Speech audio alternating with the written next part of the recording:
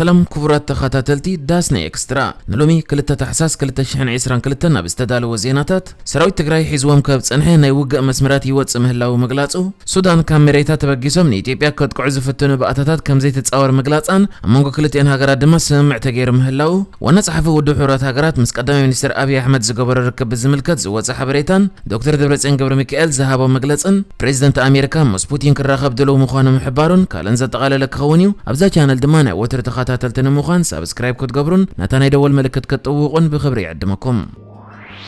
سراويت تግራይ ካብቲ ሒዝዎ ጸንሐ መስመራት ናይ ውግእ ይወጽ ምህላው ማዕከና ዜና ተክለላ ቃሊሕን እቲ ብዙሕ ዘይተገለጸ ሰራዊት ካብቲ ጸንሐ ግንባራት ደቡብ ማይ ቅንጣል ዛለምበሳ ነበለት ጨርጨር ኮኩፍቶ ሕጉም ብርዳ በር ተኽላይን አበርገለን ካብቲ ማለ ጀሚሩ ክወጽ ከም ዝጀመረ ተገሊጹ ዘሎ በመሰረት አምባሳደር ኢትዮጵያ ኣብ ኬንያ ዘርጊሕዎ ዘሎ ቪድዮ ድማ ሰራዊት ትግራይ በመሰረት መንጎል ዓለወት ኣዘዝ ሰራዊት ኢትዮጵያን ትግራይን ዝተበጽሐ ስምዕ ካብ ጽባሕ ቀዳም ጀሚሮም ከበት ብረቶም ከረከቡ ምዃኖም ገሊጹ እቲ አምባሳደር ብዛዕባ ምርካብ ከበት ብረታት ملكت نسوم 17 حدار يوم براتهم كركبوا نيروم انت خونا اذا كتكبر ايك الان حجنا ثلاثه تحساس كركبوا توسينو الليلو بزعبه مفتاح عدق سراوي تግራይን اتغاورو انز ملكت مدب نخوص زقوم حبراو كوميته وطنن تكنيكن منغست ኢትዮጵያን ትግራይን ካብ 30 حدار 2022 جميرو اب ከተማ ሽረ አኺባ የካይድ ምህላው በጽሕፈት አገልግሎት ርክባት መንግስት ኢትዮጵያ ተማሊ አብዘውጽ መግለጽ አፍሊጥ ነይሩ ወከልት መንግስት ኢትዮጵያን ትግራይን ኣብ ፕሪቶሪያን ኣብ ናይሮቢን ብዝገበሩ ወዘተ ናብ ትግራይ ሰብአዊ ረድኤት በዘይገደብ ከኣቱን ሰራዊት ትግራይ عدقو خفتحن معري دما حيلتات وصاي كاب مدب سراويت مكلخال فدرال وصاي زخون عطقات حيلتات دما كاب تግራይ تقليلهم كوصو زبلو نطبታት زحازه وعل كم زختمو ዝከርዮ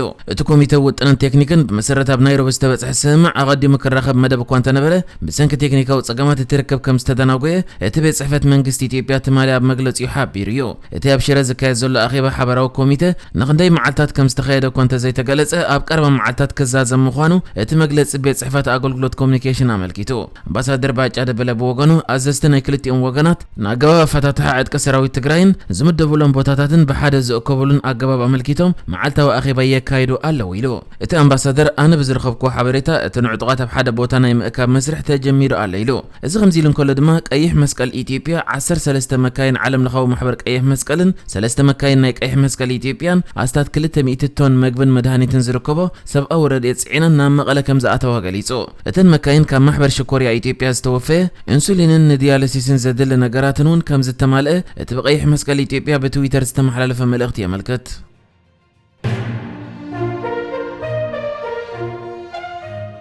مكتل قدم منستر إثيوبيان منستر وصاي ጉዳያትን ኢትዮጵያ ደመቀ መኮንን ናብ ሃገረ ሱዳን መብጽሕ ዝገብረሉ ዘሎ ምስ ፕሬዝዳንት ሉላው ቤት ምክር ሱዳን ጀነራል አብዱልፈታህ አልቡርሃን ኣብ ክልታውን ዞባውን ጉዳያት ዘተኮረ ዘተ ከም ዘካየደ ተገሊጹ ክልቲኦም መንጎ ኢትዮጵያን ሱዳንን ክልታውን ዞባው ምትሕባር ንምዕባይ ብምትሕባር ክሰርሑ ድማ ተሰማሚዖም ጀነራል አብዱልፈታህ አልቡርሃን ኣብ መንጎ ፌደራል መንግስት ኢትዮጵያን ትግራይን ዝተፈረመ ስምዕ ሰላም በዝምልከት ሓጎስ ተሰሚዕዎም ከም ዘሎ ድሕሪ ምግላጽ ነትግባረ እቲ ውዕል ደገፍ ከም ዝህቡ ቃላት እዩ በተወሳኺ جنرال عبد الفتاح البرهان سودان اتغابرا اتسمع كزرغون نيتيوبيا كتقعن زفتن باتاتات كاب مريتا خبغوسو كم زي تتصاورون اسميرلو كلتين هاغرات حيله متقام نبار فتح سلا زي مص قدم حجب زتفرمو سماعاتن بزلو اغاباتن بخلتاو منغدن مزدوباتن استاساسرو غدايات نمفتح ابسمع كم زبصحون تغليصو عبي قدب حداسه ايتيوبيا بزملكت كلتين وغنات منغو سودان ايتيوبيان زلو سناي دليت متحبارن نتزلو فليات بسلسو اغاب نمفتح بزغبر فتنه استواصو كم زهلو امنتهم قليصم بريزيدنت الاولو بيت مخر سودان جنرال عبد الفتاح البرهانن مكتل قدام منستر ኢትዮጵያ ደመቀ መኮንን ኣብ ከባቢ ዶባት ዘይሕጋው መስጋርሰብ ኣጽዋርን ዕጸፋርስን በሓባር ንምክልኻል ከሰማምዑን ከለው ሓበራዊ ረብሓ ኣብ ዘሎ ዞባውን ክልታውን ጉዳያት ድማ ካብ ዝኾነ እዋን ንላዕሊ ምትሕባሮም ንምዕባይውን ተሰማሚዖም ከም ዘለው ይተገሊጹ ከም ዝፍለጥ ሱዳን ብጉዳይ ገድብ ሕዳሴ ከም ድማ ኣብቲ መንጎ ክልቲአን ዶባት ዝርከብ ኣልፈሸቃ ተባሂሉ ዝፍለጥ መሬት ምስ ሱዳን ኣብ ፖለቲካዊ መሰሓብ ያጸኒሓ ኣብ ክልል ኦሮሚያ ዞባ ምዕራብ ሽዋ ወረዳ ኣድኣ በርጋ ብርክት ዝበሉ ሰራሕተኛታት ፋብሪካ ሲሚንቶ ዳንጎተ ብኣባላት ዕጡቃት ጉጅለ ሰራዊት ሓርነት ኦሮሞ ከም ዝተጨውዩ ተሓቢሩ እቶም ልዕሊ 30 ዝኾኑ ሰራሕተኛታት እቲ ፋብሪካ ሲሚንቶ ዝሓለፈ ረቡዕ ወጋሕታ ከም ዝተጨውዩ ካብ ነበርትን ምስቲ ጉዳይ ቅርበት ካብ ዘለዎም ምንጭታት ዝተረኽበ ሓበሬታ የመልክት ኣብቲ ከባቢ ዘሎ ስጋት ፀእታ ሽሙ ክግለጽ ዘይደለየ ነባሪ እቶም ሰራሕተኛታት ብናይቲ ኩባንያ መጓዓዝያ ኣውቶቡስ ናብ ሓደ ቦታ ዕደና ሲሚንቶ እናተጓዓዙን ከለዉ በቲ ዕጡቅ ጉጅለ ከም ዝተጨውዩ ሓቢሩ እቶም ሰራሕተኛታት ኣውቶቡስ ናብ መጥሓን እምኒ ዝርከቦ በረኻ እናተጓዓዘን ከለዉ ጆሆ ከም ዝተታሕዙ እቲ ነባሪ ገሊጹ ኣሎ። እቲ ነባሪ ከም ዝብሎ እቶም ዕጡቓት ነታ መኪና ድሕሪ ምቁፅጻሮም ነተን ደቂ ኣንስትዮን ኣረጋውያንን ፈልዮም ነቶም ዝተረፉ ከም ጨወይዎም ሓቢሩ። ፋብሪካ ሲሚንቶ ዳንጎቴ ኣብ ኣፍሪቃ ቀዳማይ ኣውፋሪ ብዝኾነ ናይጀርያዊ ቢልዮኔር ኣሊኮ ዳንጎቴ ዝውነን ኮይኑ ኣብ ኢትዮጵያ ካብ ዘለዋ ዓበይቲ ፋብሪካታት ሲሚንቶ ሓደ እዩ። እዚ ሰራሕተኛታቱ ብኣባላት ሰራዊት ሓርነት ኦሮሞ ዝተጨውይሉ ፋብሪካ ካብ ኣዲስ ኣበባ ንምዕራብ ኣስታት 100 ኪሎ ሜትር ርሒቑ ይዝርከብ። ፋብሪካ ሲሚንቶ ዳንጎቴ ግና ብዛዕባ ማእሰርተቶም ሰራሕተኛታት ይኹን እቲ ተሓቲቱ ኣሎ ዝተባሃለ ክፍሊት ብዝምልከት ዝኾነ ዘውፅአ መግለፂ የለን።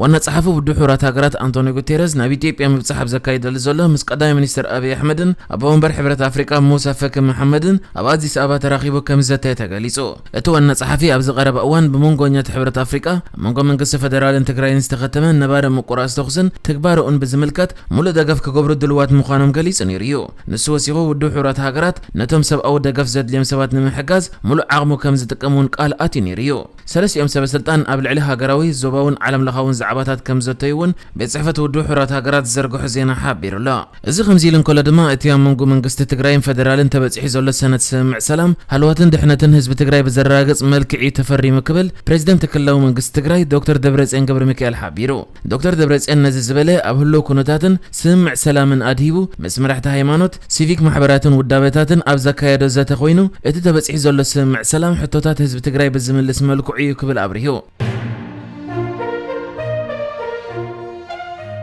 ኣብ ኡጋንዳ ዓመታዊ ኣስታት 46,000 ቆልዑ ብቐሊሉ ክፍወስ ብዝኽእል ሕማማት ከም ዝሞቱ ትካል ውድብ ሕብረት ሃገራት ንቆልዑ ዩኒሴፍ ገሊጹ። እቲ ኣህጉራዊ ትካል ኣብ ዘውፅአ መግለጺ ኣብ ኡጋንዳ መጠን ክታበት እናንቆልቆሎ ምምጽኡ ሓደ ጠንቂ ናይቲ ኣብቲ ሃገር ዝምዝገብ ዘሎ ብዝሕሞት ትሕቲ 18 ዓመት ዝዕድሚኦም ቆልዑ ምዃኑ ኣስሚሩ ኣሎ። ኣብ ርእሲ እዚ ምስ ኤችኣይቪ ኤድስ ካብ ዝነብሩ ኣስታት 88,000 ቆልዑ እቶም 32 ሚእታዊ ተጻዋርነት ወሃዮታት ዝዕቢ መድሃኒት ከም ዘይወስዱ ኣብቲ ጸብጻብ ቀሪቡ ኣሎ። ከም ዝፍለጥ ኣብ ኡጋንዳ መዓልታዊ 57 ህጻናት ኣብ እዋን ወሊድ ከም ዝሞቱ ጸብጻባት ጥዕና ሃገር የመልክቱ። እዚ ድማ ብገምገም ኣብ ዓመት ኣስታት 28,800 ህጻናት ክውለዱ ከለዉ ስለ ዝሞቱ ንኣስታት 48 ሚእታዊት ናይቲ ኣብቲ ሃገር ዓመታዊ ዝምዝገብ ዘሎ መጠን ሞት ቆልዑ ከም ዝሽፍን ይገልጽ። ኡጋንዳ በዚ ዓመታዊ ተመዝግቦ ዘላ ብዝሒ ሞት ቆልዑ ኣብ ዓለም ምስ ቀዳሞት ሃገራት ተሰሪዓላ።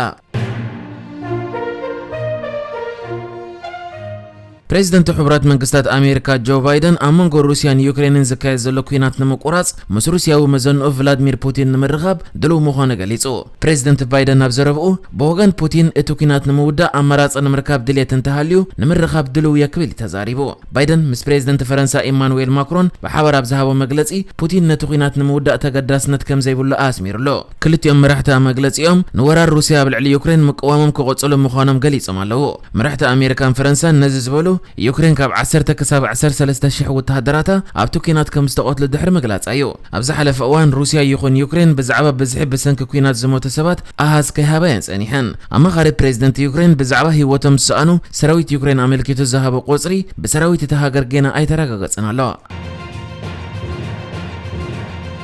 ንሕጂ ዝተዳለወ ዜናታት እዚ ነይሩ። ብካልእ ክሳብ ንራኸብ ሰላም ንዓኹም።